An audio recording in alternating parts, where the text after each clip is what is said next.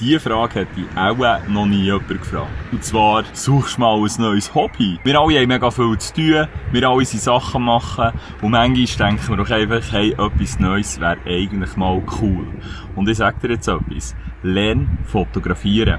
Ich habe jetzt gerade jemandem einen Fotokurs geben, ja, 1:1, also nicht in einer Gruppe, für dich alleine, mit mir zusammen, lern fotografieren. Und zwar, jetzt kommt's, es war ein Analog-Fotokurs gewesen.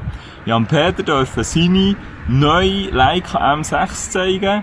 Das ist eine Analogkamera, sensationelle Kamera, muss auch nicht die sein, muss auch nicht analog sein, aber lern fotografieren. Mit so viel ChatGPT, KI-Slop, dauerndem Handy und die einzige Zeit, wo ich mal nicht am Handy bin, ist dann, wenn ich am Fotografieren bin. Das tut so gut, ich habe jetzt so gute Laune, ich bin 3 Stunden mit ihm unterwegs gewesen, wir haben mega coole Fotos geschossen, wir sind durch Bio gegangen.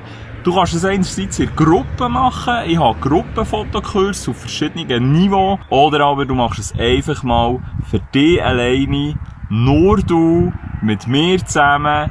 Du kannst eine Kamera haben, du kannst eine Kamera von mir ausleihen, wenn du zuerst noch überlegen willst, was für eine Kamera du kaufen willst. Und dann hilft dir auch, deine Kamera auszusuchen. Es ist also komplett etwas anderes, als einfach irgendwo etwas online bestellen und dann nicht zufrieden sein, sondern du kommst zu mir. Du kannst mit mir zusammen anschauen, was würde dich lusten, mit was willst du fotografieren. Ich bringe dir es bei, melde dich, schreib mir eine DM, geh auf meine Webseite und dann freue ich mich, wenn ich dich kennenlernen darf und mit dir zusammen lernen fotografieren. Ich kann es schon, ich lerne es dir. Ja, wir sehen uns.